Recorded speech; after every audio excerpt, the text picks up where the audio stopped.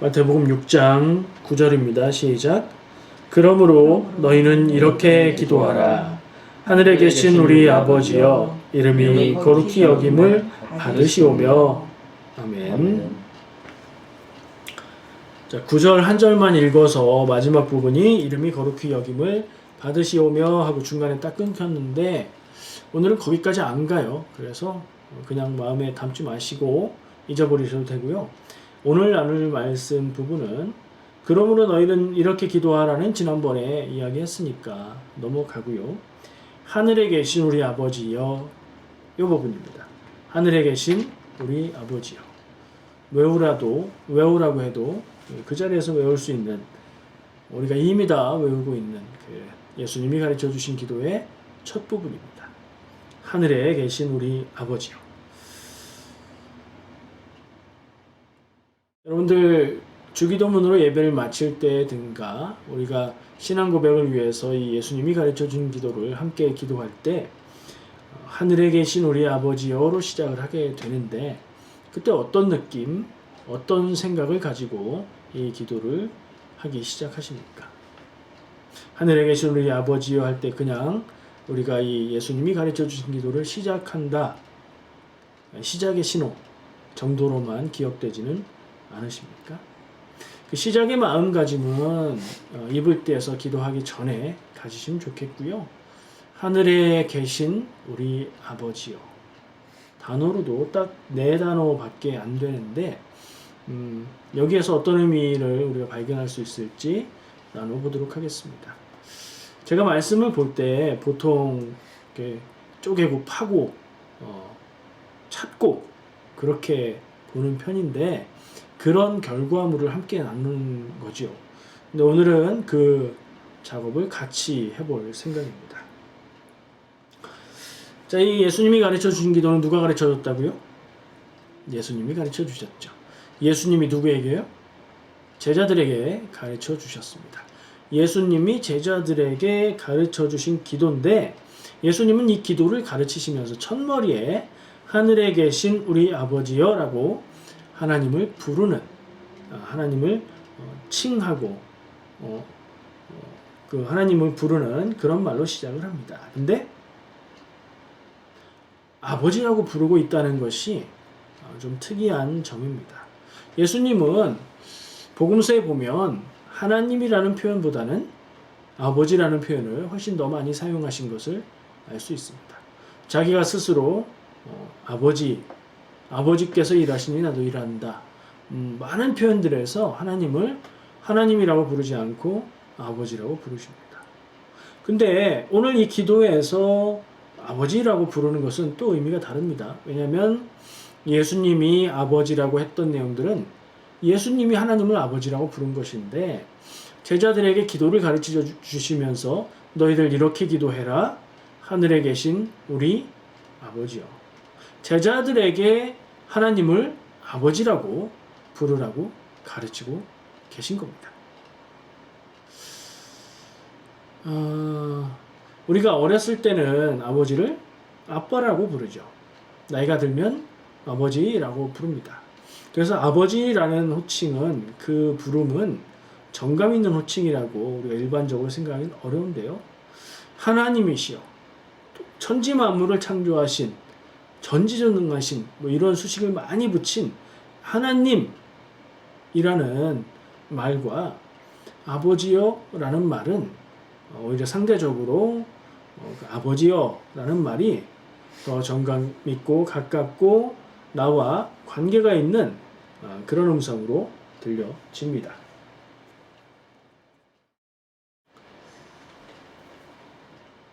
예수님은 제자들에게 하나님을 아버지라고 부르라고 가르치고 계신 겁니다.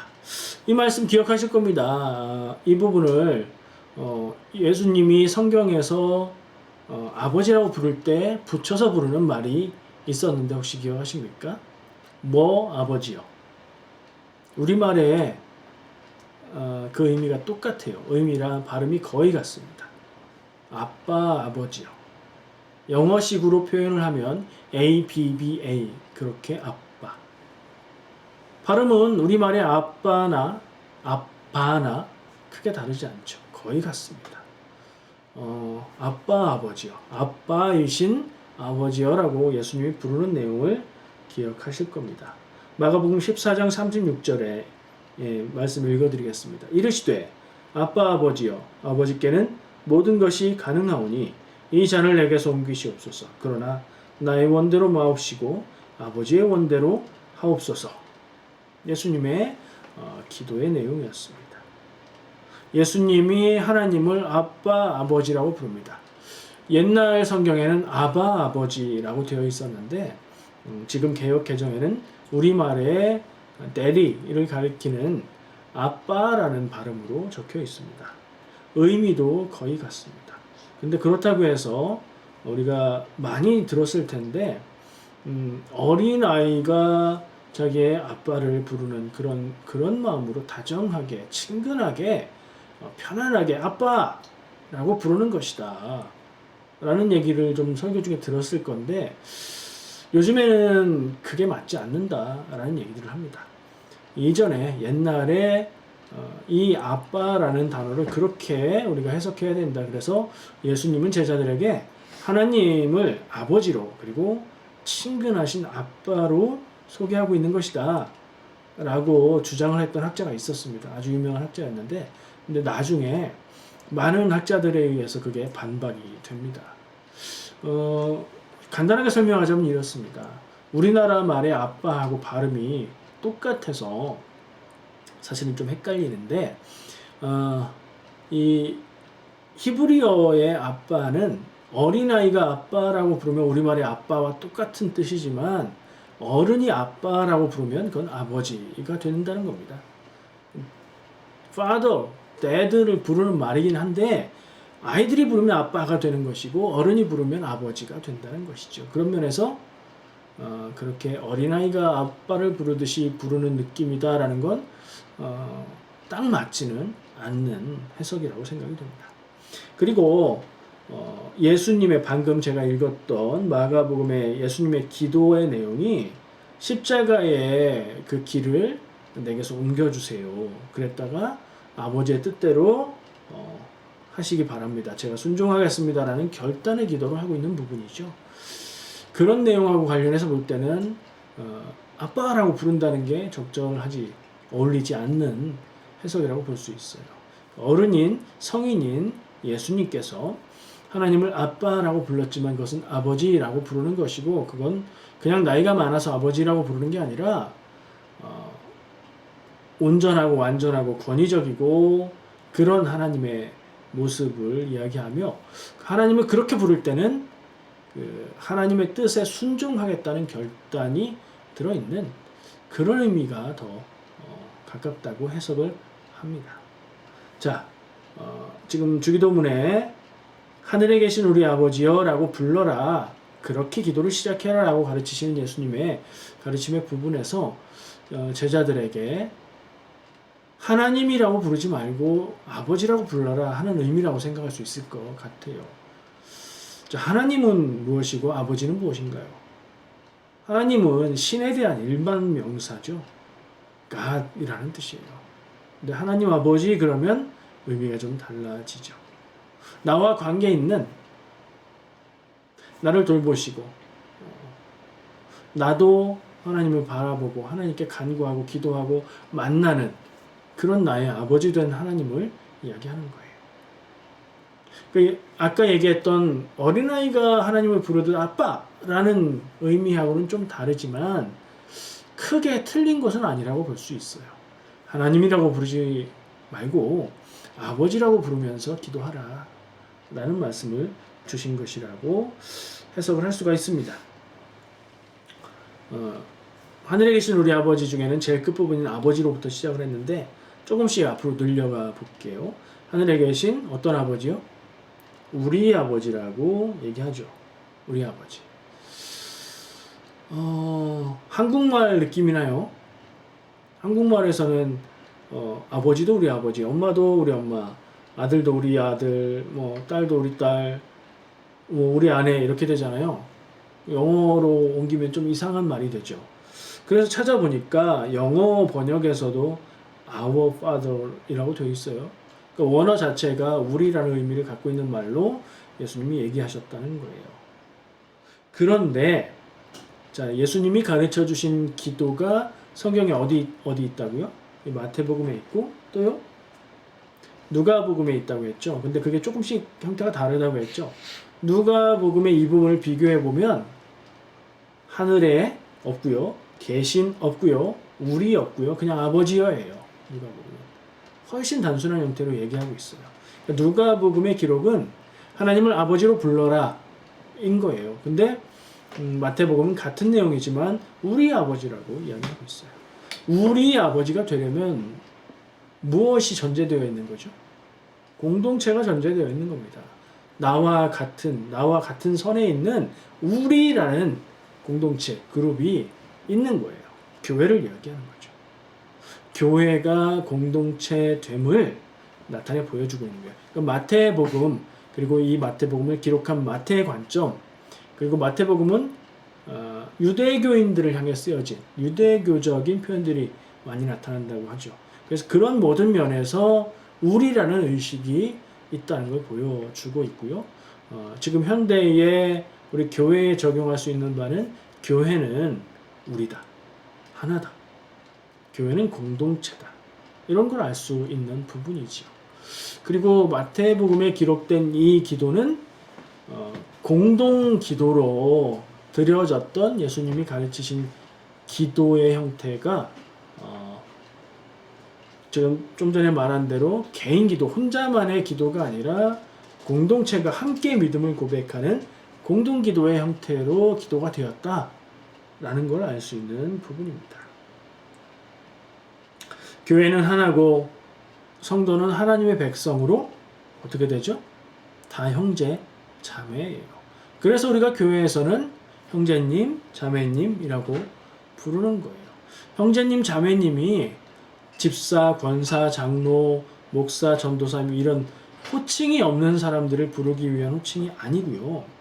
목사, 사모, 장로, 권사, 집사 모든 직분을 다 포함한 모든 사람들에게 똑같이 적용할 수 있는 성도들이라면 모두 다 나이에 관계없이 직분에 관계없이 모두 다 한 형제 자매인 것을 고백하는 우리라고 생각할 수 있습니다. 하나님을 아버지라고 부르되 우리 아버지로 고백하는 것이죠. 그러면 우리가 하나가 되는 것이고 우리가 가족이 되는 것이고 그렇죠. 교회는 하나라는 걸 기억할 필요가 있어요. 근데 현실은 어때요? 교회가 하나인가요? 가장 크게는 가톨릭과 개신교로 나누어져 있고요. 이단 교회들도 많이 있고요. 또 뭐 더 세분화하자면 개신교 안에도 많은 교단들이 있고요. 교회가 하나다라는 의식은 사실 교단 정도에만 유효하게 현실적으로는 적용이 되고 있는 것 같아요. 근데 그러면 좀 안 맞죠? 교회는 모두 다 형제 자매요, 우리고 가족이고 교회는 하나다. 그게 맞다고 생각을 합니다. 현실은 우리가 이상적으로 그래야 하는데 그렇지 못한 현실인 것이고 현실이 그렇다고 이상을 바꿀 것은 아니죠. 지금의 현실에서 고쳐야 될 점이 있다면 이상에 비추어 봐서 고쳐야 할 일입니다. 어떻게 그게 가능할까? 사실 교회가 교단도 감리교회는 하나다, 한 교회다라고 말은 하지만 정말로 그런가 생각을 해봤을 때 현실적으로는 그렇지 않은 것이 솔직한 답일 겁니다. 그럼 어떻게 교회가 하나가 될 수 있을까요? 원칙을 가지고 이야기할 수 있을 것 같아요. 교회가 하나 되는 것은 교회의 머리 되신 그리스도, 예수 그리스도를 머리로 각각 교회의 머리가 있는 것이 아니라 예수 그리스도를 한 머리로 우리가 따르고 바라보고 섬길 때에 교회가 하나가 될 수 있는 거죠. 옳고 그른 것, 내가 맞고 네가 틀리고 아니면 내가 틀렸으면 네가 맞겠지. 그것을 따지는 것보다 하나님을 믿고 예수님을 그리스도로 섬기는 한 믿음의 고백 아래에서 우리는 하나다 라는 의식을 회복할 때에 조금이라도 더 그런 방향으로 나갈 수 있지 않을까 생각을 합니다. 먼저 회복되어야 될 것은 개교회 안에서 우리가 회복되어야 될 것 같습니다. 생각도 다를 수 있고 믿음의 수준도 다를 수 있고 믿음의 방향도 좀 다를 수 있습니다. 그러나 하나님이 나를 창조하셨고 예수님이 나를 구원하신다는 믿음, 그것이 다르지 않다면 우리가 한 형제 자매로 하나가 되는 것이 맞습니다. 자, 거꾸로 간다고 했죠. 지금 아버지여 했고요. 우리 아버지여 했고요. 하늘에 계신 우리 아버지요. 여기서는 하늘에 계신으로 넘어가 볼게요. 그 중에 하늘에 계시다. 하나님이 하늘에 계시다. 어떻게 생각하십니까? 어떤 생각이 들으세요? 이 표현 역시 누가복음에는 없어요. 누가복음은 그냥 아버지여라고 한다고 했죠. 마태복음은 아버지인데 우리 아버지고 그 아버지는 어디 계신가? 하늘에 계시다. 이렇게 고백하고 있는 거예요. 그러면 하늘은 어디인가요? 이 하늘은 어떤 하늘인가요? 우리가 하늘이라고 말할 때는 뭘 얘기하는 거죠? 하늘을 얘기하는 그 대상이 될 수 있는 단어들은 여러 가지가 있는데 공중, air, 성경의 구약에서 궁창이라고 표현되어 있는 우리가 보면서 우리 위로 있는 그 하늘을 말할 수 있어요. 좀 더 위로 올라가면 숨쉬기 힘든 뭐라고 하죠? 거기 무슨 권이라고 얘기하던데 지구의 대기권 아니긴 하지만 공기가 희박한 그런데 혹은 구름 위, 그러니까 높은 하늘을 생각할 수도 있어요. 또 하나의 하늘을 얘기하자면 그 바깥에 지구의 대기권, 중력권을 벗어난 그 바깥의 우주 공간을 이야기할 수도 있어요. 이건 이제 공간의 개념으로 하늘을 이해할 때 그런데 이 세 가지 중에 여기에 대입해서 맞는 게 있어요. 우리가 눈으로 볼 수 있는 우리보다 위에 있는 이 공중, 이 하늘에 하나님이 계신가요? 아니면 구름 위에 사람이 올라갈 수 없는 비행기를 타야만 갈 수 있는 그곳에 하나님이 계신가요? 아니면 지구를 벗어난 우주로 나가면 거기에 하나님이 계신가요? 아니죠. 물론 다르게 생각할 수 있어요. 하나님은 무소부재, 안 계신 곳이 없다. 그러니 어디에나 계신 거다. 그렇게 생각할 수 있지만 그러면 하늘에만 계신 게 아니잖아요. 우리와도 함께 계시고 내 안에도 계시고 우리 사이에도 계시고 이렇게 되잖아요. 하늘에 계시다. 이 하늘이 무엇일까? 이것을 명확하게 밝힐 수는 없어요. 교회에서 이렇게 저렇게 설명을 합니다. 설명의 첫 번째는 어떤 공간의 개념으로서의 하늘이 아니다. 이 얘기고 이건 당연한 거예요. 다 확인해 봤는데 없잖아요. 그죠? 그러면 어떤 하늘이냐? 초월이다. 초월. 초월의 의미는 뭐예요? 이건 곧 거룩함이라고도 얘기할 수 있는데 우리 같지 않다는 거예요. 우리가 살고 있는 이 세상의 넘어, 이 세상의 바깥, 이 세상의 위라는 이해인 거죠. 그렇게 얘기하면 말이 좀 되죠? 우리가 사는 세상의 수준이 아닌 그 위의 수준. 우리를 그곳에서 바라보시고 우리를 돌보시고 인도하시는 하나님, 하늘에 계신 하나님이라는 말은 우리의 일상의 삶의 차원과는 다른 그곳에 계신 하나님을 이야기하는 거예요. 그건 또 어딜까요? 공간일까요? 아니면 뭐 영적인 어떤 다른 차원일까요? 그래서 정확하게 알 수 없는 거예요. 우리가 알 수 없는 개념이에요.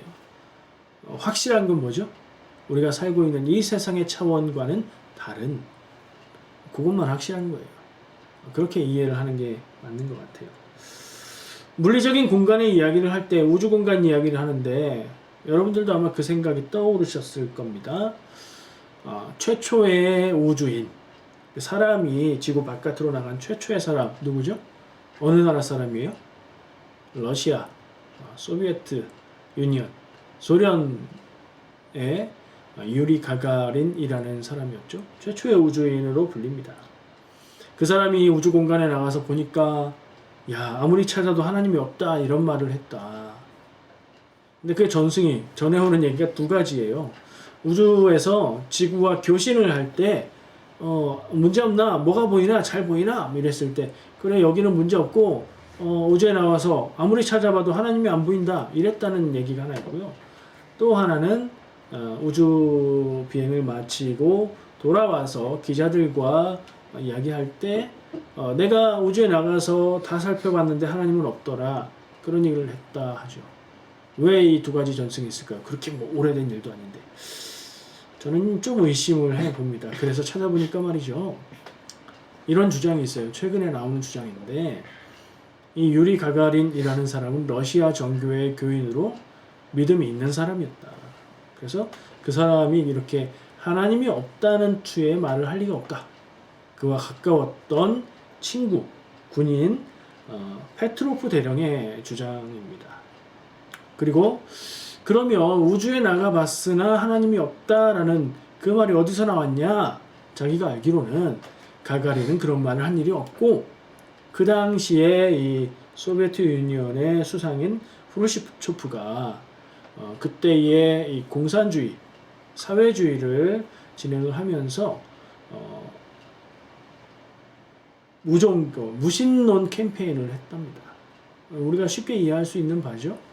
사회주의에서는 종교를 인정하지 않으니까 신은 없다라는 주장을 하는데 그때 유리 가가린이 우주공간에 나갔다 들어와서 그 사람이 캠페인 연설에서 이런 말을 했다고 그래요. 가가린이 우주공간에 나가 봤는데 거기에는 하나님이 없었다. 그러므로 하나님은 없는 것이다.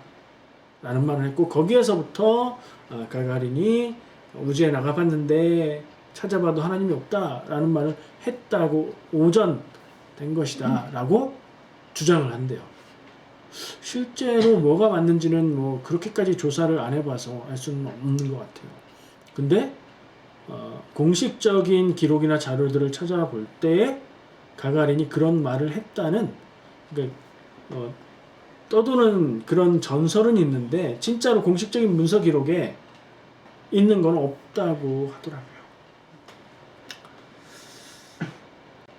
이건 믿음의 문제인 것 같습니다.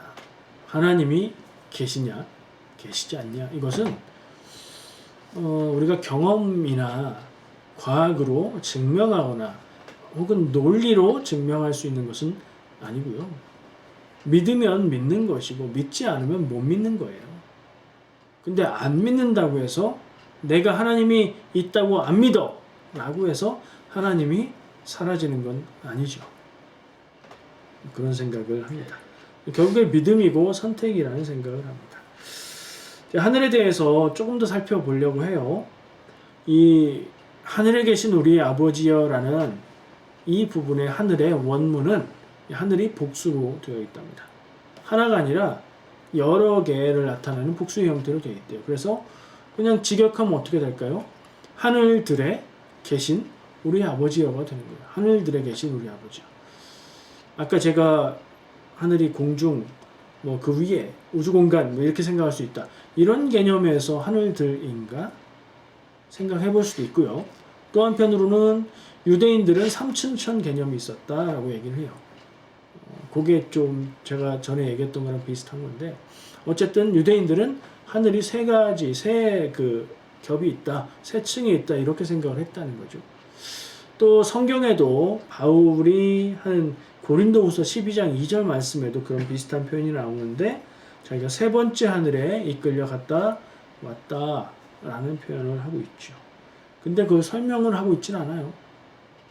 그래서 유대인들이 어떤 하늘 개념을 가졌는지 이것은 그냥 설명을 해보는 것이지 명확하게 알 수 없어요. 이 하늘들이라고 복수로 쓴 이유를 말이죠.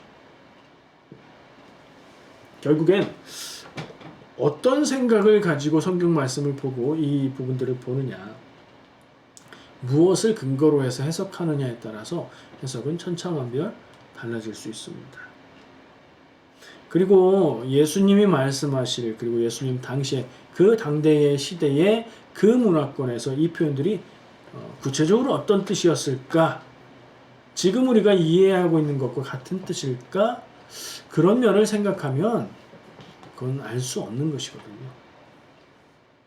우리는 최선을 다해서 이해해 보려고 우리의 입장에서 또 재해석하려고 노력하는 것이라고 생각을 해요. 확실한 건 이겁니다.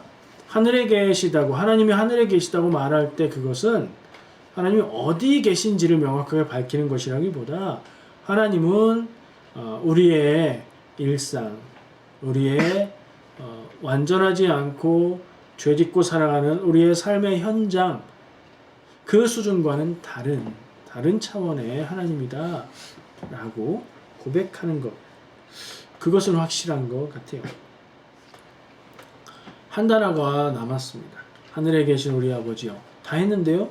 아니요, 계신 안 했잖아요. 계신. 하늘 얘기했고, 계신 얘기 안 했고, 우리 얘기했고, 아버지요 얘기했죠. 계시다는 말은 무슨 말이죠? 우리말이라서 존댓말로 표현된 거죠. 계시다. 그럼 그 뜻은 뭐예요? 있다죠. 있다.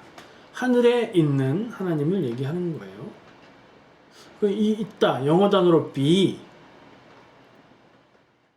이것을 어떻게 이해해야 될까 생각해 보면 이것도 끝이 없습니다. 왜냐하면 하나님의 계심이, 하나님의 존재 상태가 우리가 알 수 있는, 사람이 이해할 수 있는 그런 것일까? 질문을 해보면 거기에선 답이 없기 때문에 그렇습니다. 어떻게 생각하십니까? 좀 전에 얘기한 대로 하나님은 하늘에 계세요. 그 하늘은 어떤 우리가 알 수 있는, 특정할 수 있는 공간이 아니고 우리와 다른 차원이라고요. 그러면 우리는 그 하나님의 계심을 이해할 수가 없는 게 맞죠. 그냥 하나님은 우리와 계신 그 존재의 차원이 다르다. 어떤 형태로? 그건 모른다. 이렇게 생각해야 맞는 거 아닐까요? 사람들은 보통 하나님이 계신지 안 계신지 생각하고 논쟁합니다. 그래서 신존재 증명, 하나님은 있다. 이런 그 이론들도 되게 많습니다. 논리적으로 생각해 볼 때, 말로 따져 볼 때 하나님이 있을 수밖에 없다는 거죠. 근데 그 신존재 증명은 그 증명을 말하는 사람들한테만 유효한 것 같아요. 반대하는 사람들은 전혀 받아들일 수 없는 논리로 증명됐다고 얘기하는 것 같아요. 제가 보기에 수많은 신존재 증명들을 들어보고 이야기해 볼 때 그렇더라고요. 더 이상 위대하고 존귀하고 큰 분을 생각할 수 없는 가장 위대한 존재가 하나님이다. 이 언어의 정의에 따라서 증명하는 방법인데 그렇게 얘기해요. 그렇다면 그분은 안 계신 것과 계신 것, 그런 존재가 있는 것과 없는 것, 무엇이 더 많냐? 그러니까 그런 존재가 없는 게 더 위대하냐? 그런 존재가 있는 게 더 위대하냐? 있는 게 더 위대함으로 하나님은 계신 거다. 이렇게 증명이 된대요. 전혀 공감이 안 되는 그런 증명이에요. 다시 한번 말씀드려요. 하나님이 계시고 안 계시고는 우리가 없다고 생각한다고 사라지는 것도 아니고 우리가 계시다고 생각한다고 해서 있게 되는 근거가 생기는 것도 아니에요. 하나님은 그냥 하나님으로 계시는 거죠. 우리는 우리의 이해를 가지고 우리의 선택을 가지고 계시다 안 계시다 각각 제각각 믿고 생각할 뿐입니다. 여러분은 어떻게 생각하십니까? 하나님은 계십니까 안 계십니까? 여러분의 마음속에는요. 하나님의 존재는 우리가 어떻게 알고 이해할 수 있을까요? 모른다고 했죠. 근데 알 수 있는 부분이 있습니다. 하나님이 알려주신 만큼만 우리는 알 수 있습니다. 그걸 계시라고 합니다. 계신다는 계시가 아니고 revelation, 드러내 보여주시는 계시. 자, 하나님이 자기를 드러내 보이셨습니다. 누구한테요? 성경에 나온 많은 장면들에서 성경의 인물들에게 하나님의 자신을 드러내셨고 자신의 능력을 보이셨고 자신의 특성을, 자신의 성품을, 자기의 하는 일들을 보여주셨죠. 하나님이 허락해 주신 만큼만 우리가 알 수 있는 거예요. 그걸 받아들이는 것, 그것을 거부하는 것, 그것은 우리의 선택이고 우리의 믿음에 따르면 받아들이는 것은 구원이고 거부하는 것은 구원의 밖에 있게 되는 거죠. 저는 개인적으로 하나님의 존재, 하나님의 계심에 대해서 생각을 하다가 어떤 생각이 들었는데 하나님은 어떤 분인가? 온 세상을 창조하신 분이다. 하늘과 땅을 만드셨다라는 표현은 지구만 만드셨다는 게 아니라 온 우주를 창조하셨다. 그리고 과학이 이야기하는 대로 그 형태는 빅뱅, 태초의 폭발에서 오지 않았을까? 이렇게 생각해 보면 하나님의 존재는 그 이전부터 그 밖에 있었던 것이라는 생각을 할 수 있겠죠. 그러니까 하나님의 존재하심의 양태는 우리가 알고 경험하고 생각하고 확인할 수 있는 이 세계 바깥, 인간의 인식의 바깥에 있다라고 말하는 것이 가장 정직한 이해인 것 같습니다. 하나님은 계신다. 이건 믿음이고, 어떻게 계시냐? 우리는 모른다. 그러나 그 자신을 계시하시는 하나님의 계시를 통해서 우리는 하나님을 알 수 있다. 이런 정도 생각을 할 수 있을 것 같아요. 제가 이렇게 쪼개고 따지고 해서 제가 이렇게 깊은 생각을 합니다. 이런 지식을 갖고 있습니다. 자랑하는 것도 아니고요. 이것을 알아야 됩니다. 라고 이야기하는 것도 아니에요. 그러나 하나님의 말씀을 우리가 읽고 이해하고 묵상할 때 우리가 할 수 있는 한 깊이 생각하고 여러모로 적용해 보는 게 좋다고 생각을 해요. 물론 할 수 있는 한 해봤자 하나님의 모든 진리와 하나님에 대한 모든 것을 알 수는 없어요. 그러나 효과가 있는 것은 무엇이냐? 우리가 선입견으로 당연히 그렇다고 생각하고 다시 생각하지 않던 부분들에 대해서 다시 생각해 볼 수 있게 만들어줍니다. 결론을 정리해 보겠습니다. 하늘에 계신 우리 아버지여, 딱 4단어로 되어 있는 짧은 표현을 오늘 다루었는데요. 이 표현이 어떤 표현이죠? 하늘에 계신 우리 아버지여, 하나님을 부르는 거예요. 예수님은 제자들에게 기도는 이렇게 해라 하시면서 하나님을 하나님이라고 부르지 말고 아버지라고 불러라. 그리고 하나님을 부르는 것으로 기도를 시작해라 라고 가르치고 계신 겁니다. 너희의 기도의 대상을 바라보며 그 기도의 대상을 느끼고 경험하며 그를 부르며 집중하며 기도하라는 말씀이 되는 것 같습니다. 습관적으로 기도하기보다는 내가 원하고 내가 바라고 내가 필요한 것들만 청구서 제출하듯이 쭉 나열하는 것보다는 기도의 시간 하나님을 바라보고 하나님을 생각하고 하나님을 부르면서 기도하는 것, 그것이 좋겠다. 그런 결론을 내려봅니다. 우리가 이해할 수 없는, 전부 다 이해할 수 없는 그 하나님을 아버지라고 부르며 기도할 수 있다는 것. 사실은 그게 아주 놀랍고 기적적인 일이 아닐까. 그런 생각도 해봅니다. 예수님이 제자들에게 하나님을 아버지라고 불러라, 아버지라고 부르며 기도해라 라고 하신 것, 그걸 통해서 우리는 하나님을 훨씬 더 가깝게 나의 삶에 실제로 관계 있고 나를 바라보시고 나를 지키고 인도하시는 하나님으로 경험하며 기도할 수 있게 된 것입니다. 기도할 때마다 하나님을 만나시며 기도하시기를 축복합니다. 기도하겠습니다.